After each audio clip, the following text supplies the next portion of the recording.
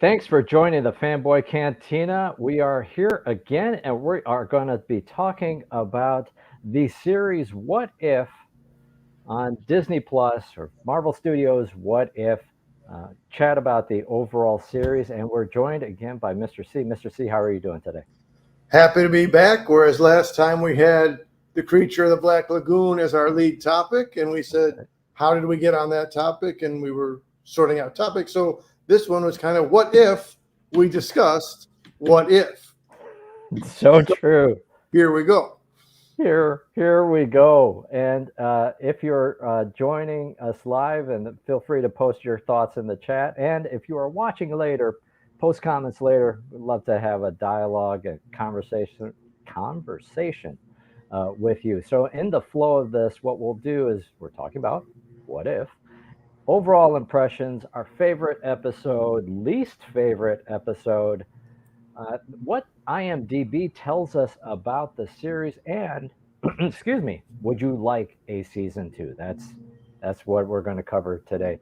And thank you, Mr. C, for dealing with the time selection here and, and the landscapers outside the place. So thank you. Well, I'm glad we're not the pioneering background noise as a channel. I'm glad other channels have had that occur also. So we're just right in the good company of our peers with more production and more subs and more views. But hey, here we go. That's right. Hit the like if you like landscaping noises in your live stream. Do that. All right. So we're talking about what if here, and let's dive right into overall impressions. Where should we get started? What are your thoughts, Mr. C? Overall, pretty good. Not top notch. If I was going to take a harsher criticism, and I say eventually Marvel is going to produce something that's not on par with their top tier live action motion pictures, then it could be said that, well, here we go. It was noted for years that the DC animated work was really of a high quality. The Bruce Timm verse was some really well done cartoon animated stuff, and so that Marvel wasn't quite on par with what DC was doing. So I mean that's a thing that's been said going a few years into the past. Right here, right now, the art stylings, the quality of the renderings, the animation, really good stuff, really nice, and also complicated, not the oversimplified, easy to produce material that DC had utilized, or that historically, say, Hanna-Barbera or Ruby and Spears or other Filmation or that other studios had put together.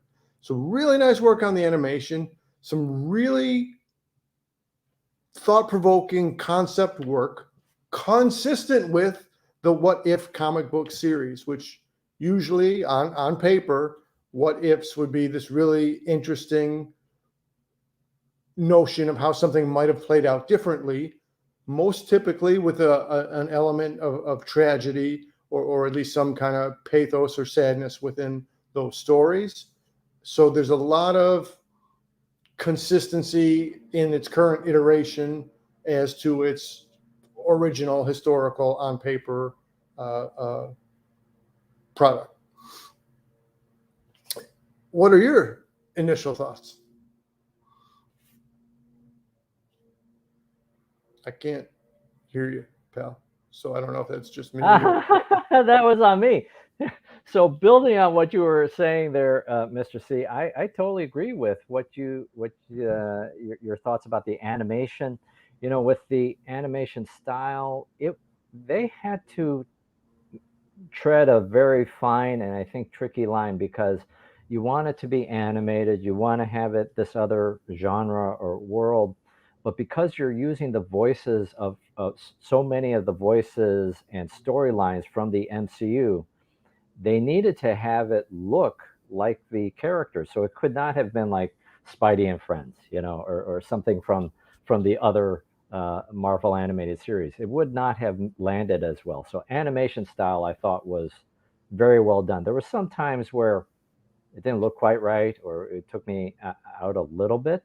But generally speaking, I thought the animation style was spot on, and the direction of the art in so many of the sequences and moments in the series, I thought were exceptional. Um, this type of genre of the what if, the sliding doors, the choose your own adventure kind of style is squarely up my alley. It is the kind of thing that I love to think about. Like, at my wedding, when I did a speech at this thing at the wedding, I told the story about how the reason that my wife and are together is because of Jimmy Smits, and it was this long story about like how I liked this TV show called L.A. Law back in the '80s, and you know it informed my job choices, and then it was a long story. But I do believe in that kind of one choice makes a lot of difference in the rest of your life or your story. Um, Overall, though, so even though I commented positively about the animation and the genre, I did not enjoy the series nearly as much as I had thought I would. I felt like the overall series was very uneven. Some of the stories didn't have a proper ending, which threw me off. Some of them, I just did not need to see. I did not need to see some of the what if scenarios. But I understand that perhaps part of it was not all the stories have to have a serious story arc, and is just testing different types of films, types of genres, types of tropes being applied to the Marvel universe. So overall, it was a mixed bag for me at best. Yeah. Well noted. All right. So let's get into the next topic, which is favorite episode. Favorite episode. What was your favorite episode here? Well, I'm glad you had planted the seed, or made it possible to comment on the wife, because I enjoyed watching the episodes that I did enjoy with the wife, and she and I both had a pretty sincere appreciation. I say they started off with fireworks, and then maybe there was some fizzle. I say that to say Captain Carter was my singular favorite out of these first 9 episodes. It was more lighthearted, so there was still a plot twist, as was consistent with the What If. I did say so many of the paper comics, the What If issues would have a severe moment of tragedy involved, and so this was an exception of that. But that's exactly what made me like it. It was just kind of lighthearted. It was just, hey, this could have gone this way, and then here's Peggy Carter with the Union Jack on the shield, and I mean, there she is, referencing, and there's the Howling Commandos right behind her. So again, that's bringing in a lot of referential comic history into it to have the Howling Commandos there. It's bringing carryover from the ABC live action show featuring Agent Carter, which we weren't able to watch directly at the time, but we've caught up on all the episodes now. Real nice show. As was this episode. Good on. There you go. Who's your Iron Man now? Who's wearing your armor this time around? See, it was a really good twist. It was fun. It was an action driven story. I enjoyed it a lot. So that's my Yeah. top singular episode. Yeah. I'm going to go right there with you. That was also my favorite episode. And it gets to, again, that sliding doors kind of aspect. It's just that one simple decision of whether she was in the room where it happens or if she was behind the glass. And that simple choice of where she was standing informed the rest of this arc. It changed everything. So I love that kind of thing of just how a small choice can make a tremendous amount of difference, or something you wouldn't think would make any difference is everything. I thought the animation was just spectacular. There's a sequence that I didn't actually like that much, but I thought was visually wonderful when she is riding on the Hydra Stomper and they're going. She's going through the German fleet or whatever, the air fleet. I love that, the squadron. I love that whole thing. It gave me almost like kind of Robotech vibes from the '80s. That kind of just unbelievable awesomeness. So I love that, and I'm predisposed already to loving Captain America. That is kind of my favorite of the Marvel superheroes. So I'm predisposed to liking it, and I loved it. I absolutely loved it. Let's do a little. I'm gonna. Well, go ahead. Go ahead. Well, I'm glad that you're including the Robotech comparison.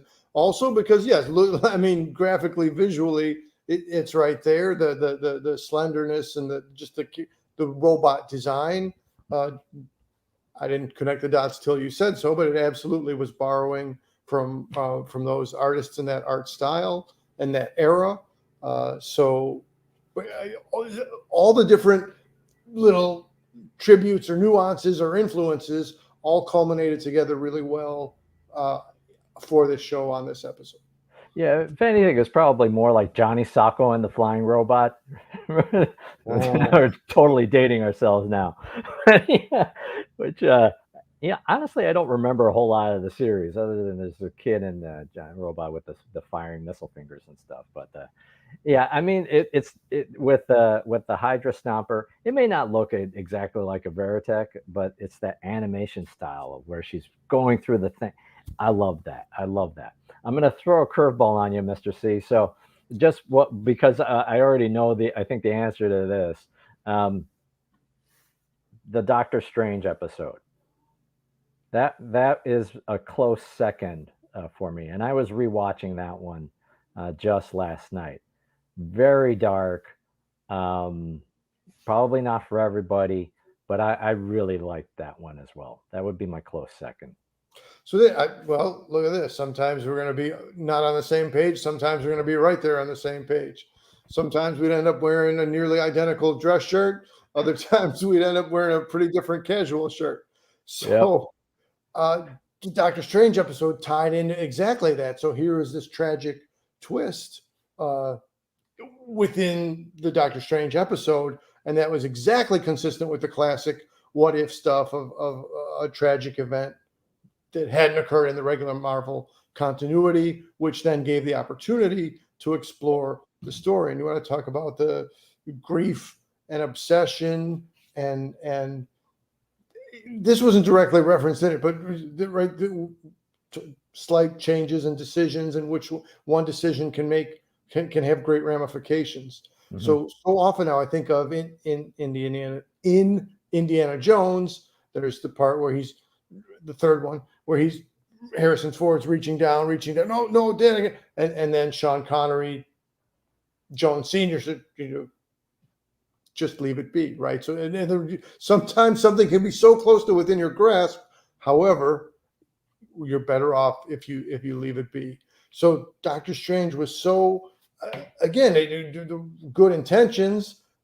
I don't want my love interest to suffer or be gone, but the degree and the way the obsession overcame him that oh not painful to watch, well, in some regards painful to watch, but Hmm. still palatable as an exploration within the story of how strange consequences of how obsession can take hold of us.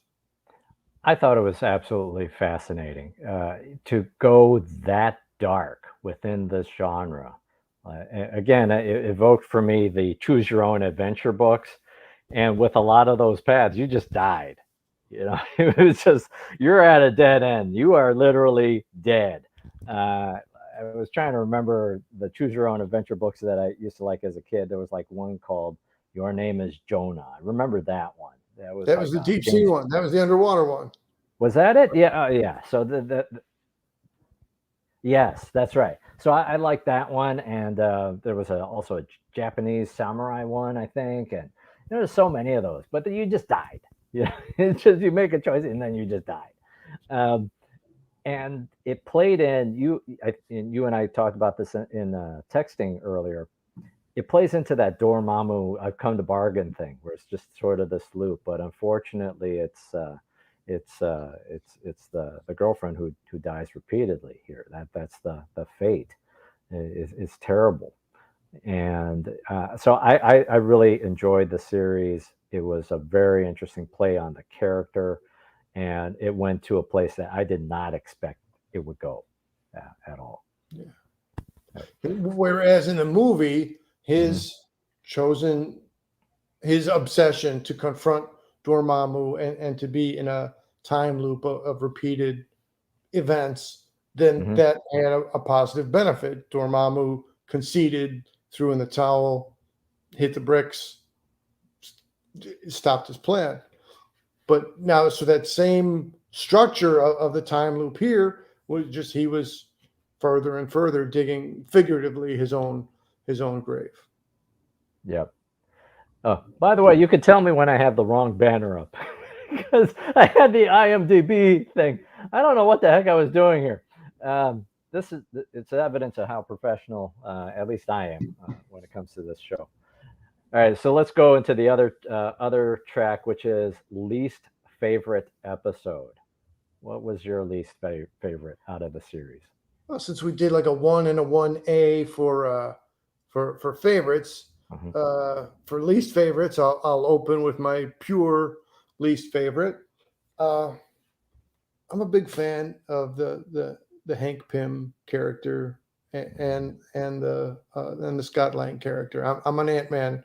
I'm an Ant Man guy. Hmm. It's a good story. The little guy, Hmm. or you know, not as popular as Captain America and Iron Man and Thor, and not as popular as Wolverine, and the list goes on and on. So I really appreciate the nuance of Ant Man as a character. So I was originally, as the episode was coming on about what if the world lost its mightiest heroes, Right, this okay, one. it was an interesting concept. There was some, a who done it, some detective work there. We could reference other comics that were interesting in their, murder mystery solving. But then I started to figure out this is going to be Ant Man. Spoilers. Uh, this is going to be Ant Man who's got a bone to pick here, Yeah, and I thought, how awesome is that in this regard? That here's Michael Douglas doing cartoon vocals, like that's kind of big, and so acting chops wise, of course, it was really good stuff. But just I was just uncomfortable watching Ant Man ping around and destroy and defeat the whole rest of the squad. So yeah, yeah. No, I understand that. I agree with you there. It was oddly that was not one of my favorite episodes either at all. And but exactly as you said, I looked back to see was it truly Michael Douglas doing the voice, and it is him. And yeah. so voice wise, when he is doing that tirade at the end, it's almost better than his performances in the movies. But, because it's very and it's very animated, it's very evocative, and but yeah, I didn't like that episode either. Yeah. My least favorite is going to be What If Thor Was an Only Child? Um, I honestly, about halfway through that episode, had to look and see what time is it and how much of this episode do I have to still watch. I just, it was not an interesting story. It didn't seem to go anywhere. And yeah, it was actually genuinely painful for me. I think though, as a genre or as a thing, right? Of trying this, Ferris Bueller's Day Off type of episode. Maybe that's what they were going for. That it was okay as an experiment. It was okay as an experiment, but in watching it, yeah, it just wasn't not for me, man. I just did not like it that much. It had Kat Dennings, it had Natalie Portman, you've got Chris Hemsworth in it, got Tom Hiddleston, you've got all the talent in it, but it's just not that interesting of a story. I got to clean up before my mom gets here. Art pretty good, voice acting really good. I'm glad you pulled the Ferris Bueller reference because as I was watching it, I was thinking of this is risky business Yeah, that's in right. a what if format, which is exactly that. You got to clean up the party before mom comes home, and um, initially I found it a kind of fun romp, but I didn't mark the time for when I started to lose interest in it, but it definitely didn't remain a fun romp from beginning to end for me. I can see why you're rating that as the least favorite. Have you ever broken something and buried it in your backyard?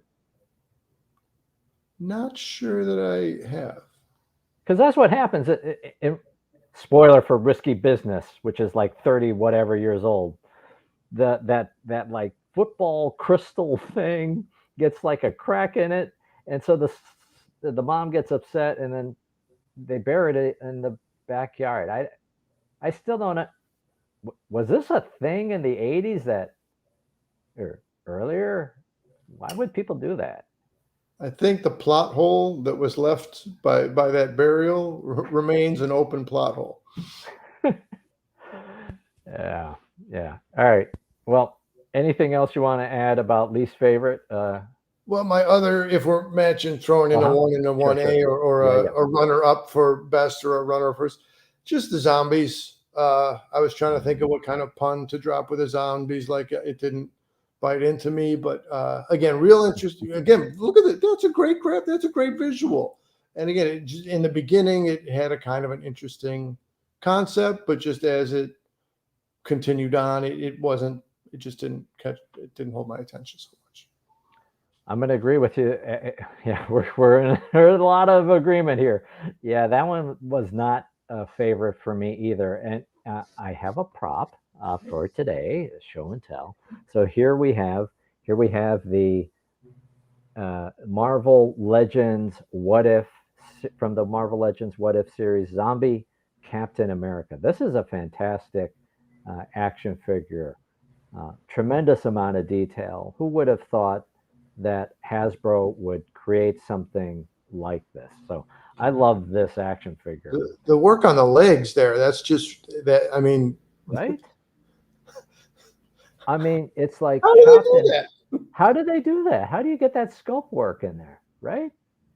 And the But face is like that's a completely zombie face, right? You got a little bit of cartooniness, but a little bit of mhm. horror and terror. Oh So yeah, it's the right balance between completely creepy and completely ridiculous. yeah, exactly, exactly. So I'm not big into horror stuff, as we've talked about many times before. Though I used to watch The Walking Dead very regularly up until recently, and or past couple of years. I don't understand how the series is still going, to be honest. But anyways, with Marvel Zombies, I was very much looking forward to that particular episode, and it just didn't work for me that much. You know, I felt like they could have maybe, if they had more time within this format, they probably could have told them more complete and engaging and interesting story. Here, it's about that novelty of like, oh, look, it's what you know Happy would look like as a zombie. I don't know, or zombie Iron Man. I just did not need to see that. And also, what took me out of the episode was this moment of trying to keep it light. They actually, I think, talk about the why is Peter Parker so upbeat later on in that episode. But this thing that's pulled from Spider-Man: Homecoming, where it's that video thing, yeah, it just took me out. It took me further out of the episode, and it doesn't really end at all. It doesn't have a good payoff, and you get that zombie Thanos at the end, but it doesn't go anywhere. So yeah, it just I was disappointed. It was a fine episode, but I was disappointed. I felt like they could have done more. I'm not a writer, but I felt like they could have done more. Yeah. All right, so now let's get to the IMDb data here, and I will flip it around to put the right banners, plural, up. So we've got this and we've got that. So from the IMDb data, Captain Carter was 7 stars, T'Challa Star-Lord 8, Ant-Man is Mass Serial Killer is 8, Doctor Strange Lost His Heart is 9, Zombies 7.9, Killmonger Rescues Tony Stark 6.8, Thor Only Child 6.5, Ultron 1 9.2, so the top one, and Watcher Broke His Oath 8.6. That one just came out. I don't know. How does this resonate for you? Any surprises? What do you think? I guess my surprise, and as you mentioned before we went live, uh, maybe as more data comes in, certain gaps will narrow or certain gaps will increase. I guess I would have thought between 8 and 9, between Ultron 1 and the Watcher, that there would have been a closer, more similar. 9.2 isn't that really far off from 8.6, but just for whatever reason, my initial thought was, I thought because it's a part A and a part B, that they'd be really, really similar in number. I should take this, as a time. Also, say interesting use of the Watcher. Of course, that's the whole thing. When might or might not the Watcher break the oath and come in? But then it was also a little bit, what are the rules for this universe, or what are the parameters? And visually interesting to go from one glass or crystallized multiverse wall through the next, but maybe I needed some captions to follow better. But like, what was the exact function of the flow from one part to the next part? I'm not saying I was totally lost. I'm just saying, well, what are we trying to do? Where are we trying to go? It wasn't perfectly clear to me. What are your interpretations off the rankings? Yeah, I do think it. Well, I am surprised by the Ultron one being as high as it is. I thought it was a good episode. I'll say that parts of it don't make sense to me. Like if you're Ultron and you have the Infinity Stones, yet you've got your robot army, so what's the point of that? I do think it's as a concept of Vision, given how strong he is, and the uniqueness of that character. I think it's interesting, but it would have not been my favorite episode at all. We've already talked about it, but it would not have. It would have probably been somewhere in the middle for me for the series. So that is surprising.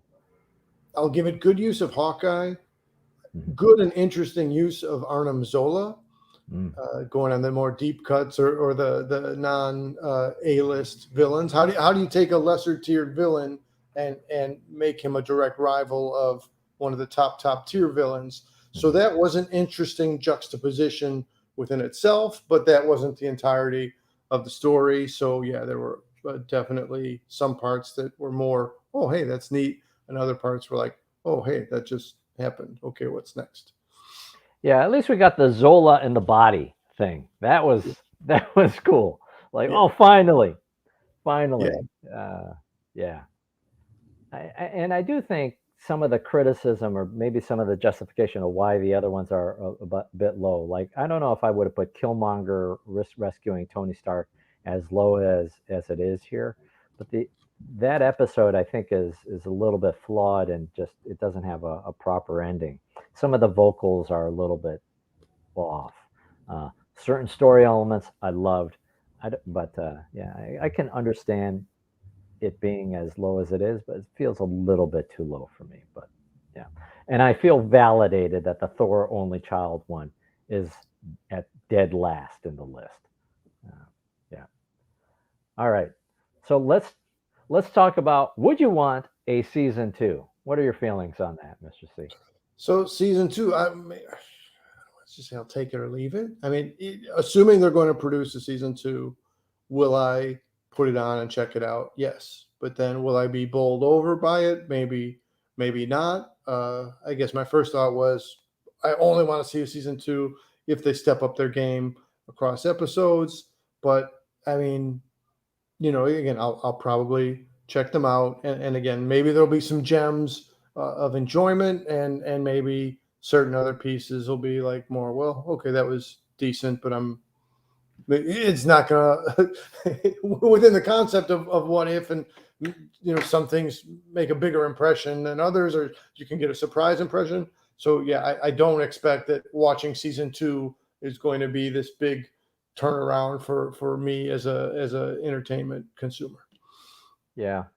Yeah, I'm going to agree with you there. I mean, I am going, if there is a season 2, I'm going to watch it. That's a given.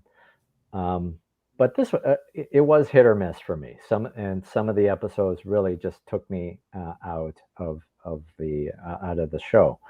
So out of the series. But I continue to watch, and I'm glad I continue to watch. I Yeah, I don't have anything different to add from what you said.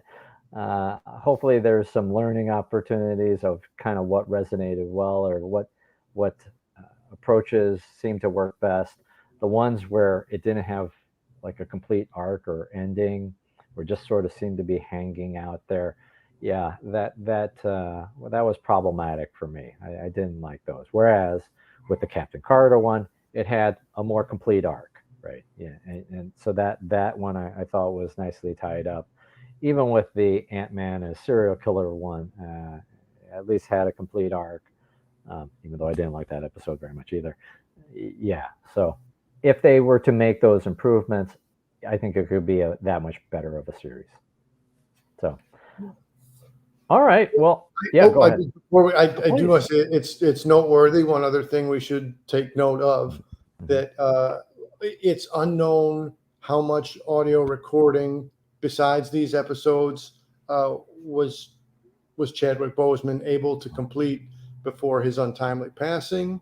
So I mean, I even hesitate to speak on it because I don't think I can do justice in commenting on his legacy or his overall value as a person and as an actor. But just on the smaller scale, it was a real sweet spot, a nice part of the show to be able to have just a little bit more of him in character as the Black Panther in this animated version. That was a real nice sentimental touch. Sentimental. Oh. I keep saying nice, but sentimental is the word I'm looking for. It was real good to get to hear him in his character again. Yeah, what a gift! Great point. It was such a gift that he was in the series as much as he was.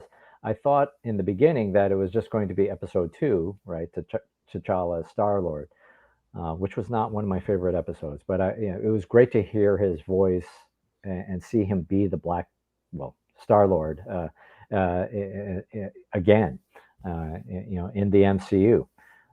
And it was a gift then that he appeared so often. It was kind of unsettling that he died at least twice in the series. But what a gift to hear his voice again. Yeah, that was lovely. And I do think it's not a surprise that I think we can anticipate there will be a season 2, because in the finale, in that Watcher breaking his oath episode, you kind of see that there's like an episode missing where it's Gamora, Thanos, and Iron Man, Sicarian warrior guy. There's even a Lego toy based on Iron Man as Sicarian warrior. So it's weird that it wasn't a specific episode in the series. So I assume that's going to be coming in a season 2. It must reside somewhere. And I know there's been YouTube videos explaining this, or speculation about what happened here. So I think there is going to be a season 2.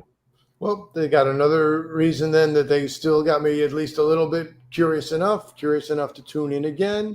And just my one other thought that I'm curious is, so toward the end, when they had a different assemblance of heroes as collected by the Watcher, I started to wonder, did they reverse engineer? In other words, did they say, okay, when we get to episode 9, we want this character, that character, and the other character to be a part of this Watcher assembled squad? And so did they backtrack into the earlier episodes to then slot them into those spots?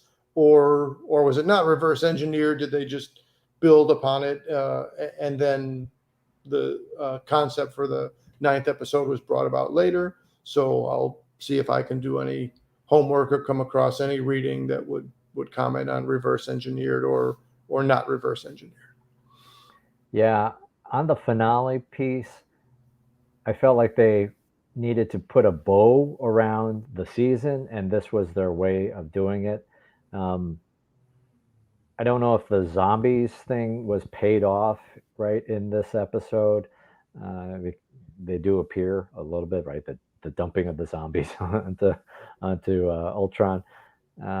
Yeah, it'd be curious. I'd be curious to hear that development process, and I'd be especially curious on if they were to share more about the concept art and how they got to the design, the look and feel of this art.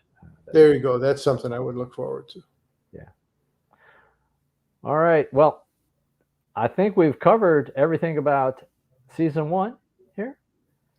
I'll say, what if we were all wrapped up in commenting on what if? Nicely done. Well, thank you so much for watching. And, we would love to hear your comments about what was your favorite, what was your least favorite, everything that we just talked about. You can disagree with us too. Maybe you really loved the only child Thor thing. And please do explain it extensively in the comments if you did, but full thesis, please. But, would love to hear from you. So thank you so much for watching. As always, you can follow us here on YouTube and on Twitter and on Instagram. Please do hit the like and do hit the subscribe button. Thanks for watching. This has been the Fanboy Cantina. Take care.